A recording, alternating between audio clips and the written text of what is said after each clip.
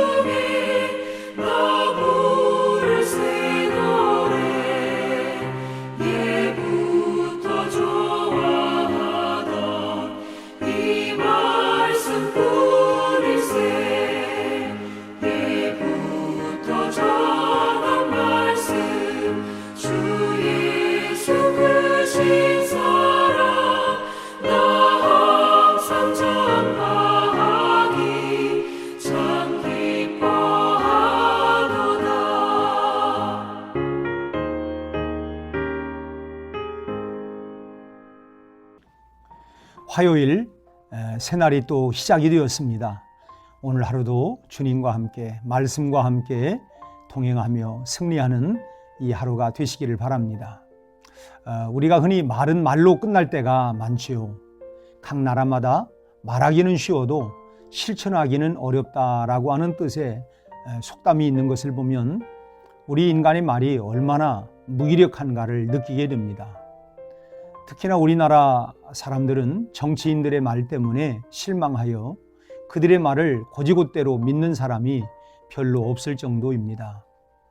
대부분의 사람들은 그 말 속에 생명이 있다든지 그 말 속에 인격이 있다고 생각하지 않습니다. 그러나 히브리인들은 말에 대한 사고방식이 좀 특이한 점이 있습니다. 사도 요한은 자신의 복음서를 말씀이라고 하는 개념으로 시작하고 있습니다. 그래서 유대인들이 사용하고 있는 말씀이라고 하는 용어가 어떤 의미인지를 그 개념을 살펴보도록 하겠습니다. 첫째로 유대인들에게 있어서 말은 살아 움직이는 에너지였습니다. 유대인들에게 말씀은 단순히 어떤 소리가 아니라 그 안에는 그것을 실현시키는 힘이 들어있어서 그대로 되어진다, 즉 말대로 된다라고 그렇게 믿었던 것입니다. 그래서 우리가 성경이 나오는 야곱을 예를 들면 아버지의 축복의 말씀을 자기의 것으로 삼으려고 아버지와 형을 속이고 축복의 말씀을 가로챈 것입니다. 그만큼 유대인들에게 있어서 말은 그 자체가 살아있는 그 능력이며 힘이었던 것입니다. 둘째로 유대인들에게 하나님의 말씀은 곧 능력이었습니다. 말에 대한 히브리인들의 독특한 개념은 하나님의 말씀은 창조하시는 능력이었습니다. 천지와 만물을 창조하실 때에 하나님은 말씀으로 모든 것을 지으셨습니다. 빛이 있으라 명하시면 그대로 되었습니다. 하나님의 능력은 뭔가를 하시기 위하여 그것을 빚고 만지고 두드리는 그런 행위와 절차가 필요하지를 않았습니다. 그냥 말씀 한마디면 충분했습니다. 말씀 자체가 능력이기 때문입니다. 그래서 우리는 이런 하나님의 말씀을 창조적이고 행위적이며 동적인 말씀이라고 정의할 수 있습니다. 이것을 증명하는 성경 구절도 얼마든지 우리가 찾아볼 수 있는데요. 시편 33편 6절을 보면 여호와의 말씀으로 하늘이 지음이 되었으며 라고 했고, 또 시편 107편 20절을 보면 저가 그의 말씀을 보내어 그들을 고치시고, 그런가 하면 또 예레미야 23장 29절에 내 말이 불같지 아니하냐, 바위를 쳐서 부서뜨리는 방망이 같지 아니하냐. 이렇게 성경 곳곳에 강력하고도 능력이 충만한 이런 창조적인 말씀의 개념을 우리가 찾아볼 수가 있습니다. 이 말씀은 그냥 언어가 아니고 그냥 소리가 아니라 전능자이신 하나님의 말씀이기 때문입니다. 세 번째로 하나님의 말씀의 능력의 근원은 예수 그리스도이십니다. 하나님의 말씀은 입 밖으로 나온 후 사라져버리는 어떤 신기루가 아니라 인격입니다. 요한은 오늘 본문에서 태초에 말씀이 계셨고 이 말씀이 하나님과 함께 계셨는데 이 말씀이 육신을 입고 이 땅에 오신 것이 바로 예수 그리스도시다 라고 간결하게 설명하고 있습니다. 다시 말하면 태초의 우주의 역사가 태동이 될 때에 하나님의 말씀을 따라 그 창조의 사역을 감당하신 분이 바로 말씀이신 그리스도라고 하는 뜻입니다. 요한은 이 사실을 오늘 본문 3절에서 이렇게 표현하고 있죠. 만물이 그로 말미암아 지은 바 되었으니 지은 것이 하나도 그가 없이는 된 것이 없느니라. 그리스도는 하나님의 생명으로 우주의 생명을 지으셨고 사람을 창조하는 능력의 매개체가 되신 분입니다.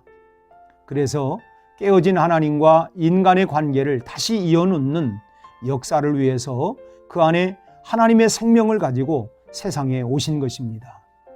오늘 이 말씀에서 그로 말미암아라고 하는 이 말씀에서 우리가 알 수 있듯이 창조와 구원이 그리스도를 통하여 이루어졌다는 이 중보의 역사를 분명하게 드러내주고 있습니다.